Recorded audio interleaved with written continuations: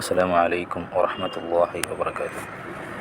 റജബ് മാസം ഖാജ മഈനുദ്ദീൻ ചിശ്തി അജ്മീരി തങ്ങൾ, അതേപോലെ തന്നെ ഷെയ്ഖ് അലാവുദ്ദീൻ ഖിംസി തങ്ങൾ, അപ്വാണി ബദാർഷ കോഴിക്കോട്, അങ്ങനെ തുടങ്ങിയ ഒരുപാട് ആളുകൾ വഫാത്തായ മാസമാണ്. ഖാജ തങ്ങളെക്കുറിച്ചൊരു ലഘു ചിത്രം വിശദീകരിക്കാൻ, അല്ലെങ്കിൽ ചരിത്രം വിശദീകരിക്കാൻ ഇൻഷാ അല്ലാഹ് ശ്രമിക്കുകയാണ്. അല്ലാഹു തൗഫീഖ് നൽകട്ടെ. ലോകപ്രശസ്ത തീർത്ഥാടന കേന്ദ്രങ്ങളിൽ ഏറ്റവും പ്രധാനപ്പെട്ടതാണ് മഹാനായ സുൽത്താൻ ഹിന്ദ്, ഇന്ത്യയുടെ ചക്രവർത്തി ഖാജ തങ്ങളുടെ മസാർ. വിശുദ്ധ ജീവിതത്തിലൂടെ ആത്മീയ ചക്രവാളങ്ങൾ കീഴടക്കിയ മഹാനായ ഖാജ തങ്ങൾ ഇന്ത്യയിൽ ഒരുപാട് ജനങ്ങളെ ഇസ്ലാമിലേക്ക് വഴി നടത്തി. അവിടെ നിന്നും ഇന്ത്യയുടെ സുൽത്താനായി വാഴുകയാണ്. മഹാനായ ഷെയ്ഖ് മുഈനുദ്ദീൻ ഹസൻ എന്ന അജ്മീർ ഖാജ റളിയല്ലാഹു അൻഹു ജനിക്കുന്നത് ഹിജ്റ 502 ഇറാനിലെ സജിസ്ഥാൻ എന്ന് പറയുന്ന സ്ഥലത്താണ്.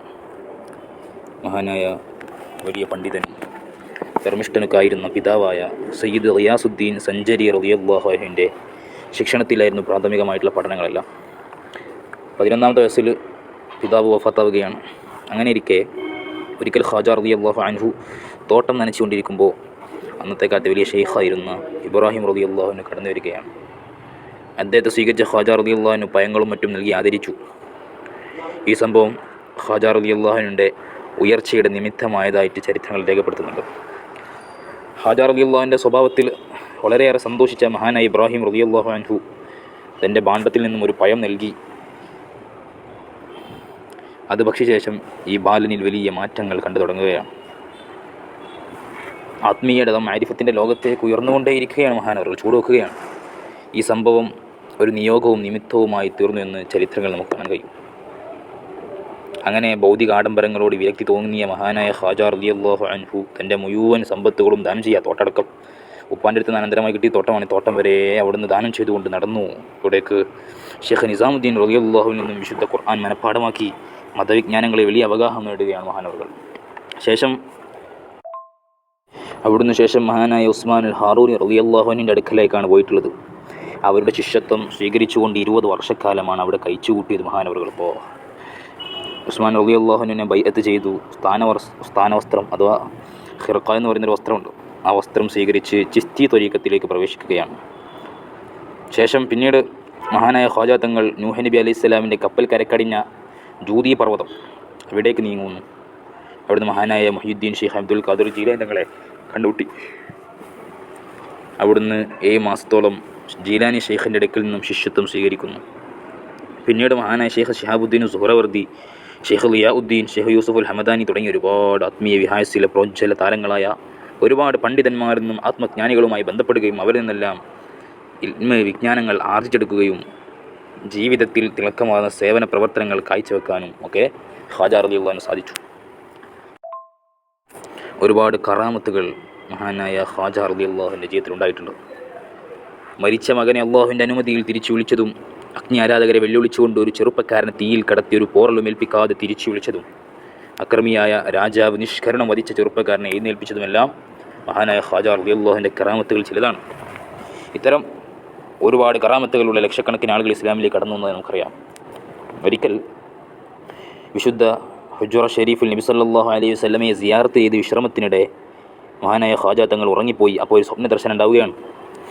ആ സമയത്ത് റസൂലുള്ളാഹി സ്വല്ലല്ലാഹു അലൈഹി വസല്ലം തങ്ങൾ സ്വപ്നത്തിൽ നിർദ്ദേശിക്കുകയാണ്, നിങ്ങൾ ഹിന്ദുസ്ഥാനിലേക്ക് പുറപ്പെടുക, അവിടെയുള്ള അന്ധകാരങ്ങളെ അകറ്റി വിശ്വാസത്തിൻ്റെ വെളിച്ചം അവിടുത്തെ ജനങ്ങളിലേക്ക് നിങ്ങൾ പകരുക എന്ന് പറഞ്ഞുകൊണ്ട് മഹാനായ ഖാജ റളിയല്ലാഹു അൻഹുവിനെ ഹിന്ദുസ്ഥാനിലേക്ക് നബി സല്ലല്ലാഹു അലൈഹി വസല്ലം അയക്കുകയാണ്. 40 അനുയായികളുമായിട്ട് ഹിജ്റ വർഷം 561 മുഹറം മാസത്തിൽ ഇന്ത്യയിലേക്ക് യാത്ര തിരിച്ചു അജ്മീറെത്തി. ഉത്തരേന്ത്യയിൽ രജപുത്ര രാജാക്കന്മാരുടെ ഭരണകാലമാണത്. വിശുദ്ധ ഇസ്ലാമിൻ്റെ അന്തസത്തയെ അടുത്തറിയാൻ കഴിയാത്ത കുറേ ആളുകൾ ഖാജ റളിയല്ലാഹു അൻഹുവിനെയും അനുയായികളെയും സംശയത്തിൻ്റെയും അതേപോലെ ശത്രുതയുടെയും കണ്ണുകളിലൂടെ കാണുകയാണ്. അങ്ങനെ അജ്മീറിൽ അനാസാഗർ എന്ന് നമുക്ക് പോയാൽ തടാകം കാണാൻ, വലിയ തടാകമാണ് അനാസാഗർ തടാകം. ആ തടാകത്തിൻ്റെ അടുത്ത് തമ്പടിക്കുകയാണ് മഹാനവറുകൾ. ഒരുപാട് കറാമത്തുകളുണ്ട്, നമുക്കതൊന്നും പറയാൻ സമയമില്ല, വളരെ ചുരുക്കി കണ്ട് പറയാം. അജ്മീറിനടുത്ത് അനാസാഗറിൽ വെള്ളമെടുത്ത് ദൈനംദിന ആവശ്യങ്ങൾക്കും മഹാനായ ഖാജ തങ്ങൾ ഉപയോഗിച്ചിരുന്നു. ഇത് തടയാൻ വേണ്ടി അവിടുത്തെ ആളുകൾ ശ്രമിക്കുകയാണ്. ആ വെള്ളത്തിന് പുണ്യം കൽപ്പിച്ചിരുന്ന അവിശ്വാസികൾ പൃഥ്വിരാജാവിനോട് പരാതി പറയുകയാണ്. അങ്ങനെ തന്നെയും തൻ്റെ അനുയായികളെയും എതിർത്ത, വെള്ളം പോലും തരാത്ത ആളുകളോട് യുദ്ധത്തിനൊന്നും മഹാനായ ഖ്വാജ തങ്ങൾ ഏറ്റുമുട്ടാനും നിന്നില്ല. മറിച്ച് ഒരൊറ്റ പാത്രം വെള്ളം എടുത്ത് പിന്മാറുകയാണ്. മുരീദിനോട് പറഞ്ഞു, നീ ഈ പാത്രത്തിൽ പോയി അനാസാഗറിൽ നിന്നും ഒരു കോപ്പ കോരിക്കൊണ്ടുവരാൻ. കോരിക്കൊണ്ടുവന്നു. പിറ്റേന്നത്തെ വാർത്ത അമ്പരിപ്പിക്കുന്നതായിരുന്നു. അനാസാഗറിലെ വെള്ളം മുഴുവൻ വറ്റിപ്പോയി. ഈ അത്ഭുത വാർത്ത പരന്നുകൊണ്ട് അജ്മീർ ജനസാഗരമായി. ഖ്വാജ റളിയല്ലാഹു അൻഹു മുമ്പിൽ മാപ്പ് അപേക്ഷിക്കാൻ രാജാവിനോട് പലരും ഉപദേശിച്ചു. അങ്ങനെ പൃഥ്വിരാജൻ പക്ഷേ ഒരു കൈ നോക്കാൻ തന്നെ തീരുമാനിച്ചു. മൂസാ നബി അലൈഹി സ്വലാമിൻ്റെ കാലത്ത് ഫറോവയുടെ മരണവിദ്യക്കാരെ അനുസ്മരിക്കുന്ന പ്രകാരം തൻ്റെ ചെരുപ്പുകൾ പറന്നു രാജാവ് രംഗത്തിറക്കി അജയ്പാലിനെ അടിച്ചു വീഴ്ത്തുകയാണ്. പരാജയം സമ്മതിച്ച അജയ്പാൽ ഖ്വാജ റളിയല്ലാഹു അൻഹുവിൻ്റെ മുമ്പിൽ വന്ന് കലിമ ചൊല്ലി ഇസ്ലാം സ്വീകരിക്കുന്നുണ്ട്. അങ്ങനെ പൃഥ്വിരാജാവ് ഖ്വാജ റളിയല്ലാഹു അൻഹുവിനോട് മാപ്പപേക്ഷിച്ചു. അനുയായികൾ എടുത്തു വെച്ച ആ ഒരു കപ്പ് വെള്ളം ആ കുളത്തിൽ അഥവാ അനാസാഗർ തടാകത്തിൽ ഒഴിക്കാൻ തീരുമാനിച്ചു. അല്പനേരം കൊണ്ട് വറ്റിപ്പോയ കുളം മുഴുവൻ നിറഞ്ഞു കവിഞ്ഞു. പരിസരങ്ങളിലെ വറ്റിപ്പോയ കിണറുകൾ നല്ല ജലങ്ങളോടുകൂടി വീണ്ടെടുക്കാൻ സാധിച്ചു. വലിയ കറാമത്താണത് മഹാനായ ഖ്വാജ തങ്ങളുടെ.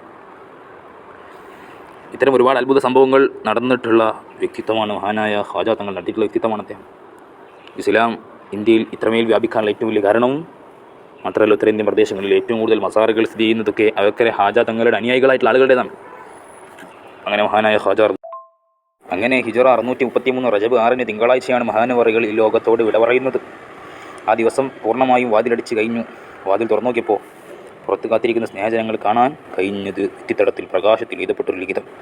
ഹാദൽ ഹബീബുല്ലാഹി മത്ത ഫീ ഹുബ്ബില്ലാഹ്. അള്ളാഹുവിൻ്റെ ഹബീബിത അവൻ്റെ പ്രീതിയിലായി മരിച്ചിരിക്കുന്നു. അങ്ങനെയാണ് മഹാനവറുകൾ ഈ ലോകത്തോട് വിട പറഞ്ഞത്. അള്ളാഹു തആല അവരുടെയൊക്കെ ബർക്കത്തുണ്ട്. നമ്മളുടെ ഇൽമിലൊക്കെ വലിയ ബർക്കത്ത് നൽകട്ടെ. നമ്മുടെ പ്രയാസങ്ങളൊക്കെ അള്ളാഹു തആല മാറ്റിത്തരുമാറാകട്ടെ. ആമീൻ.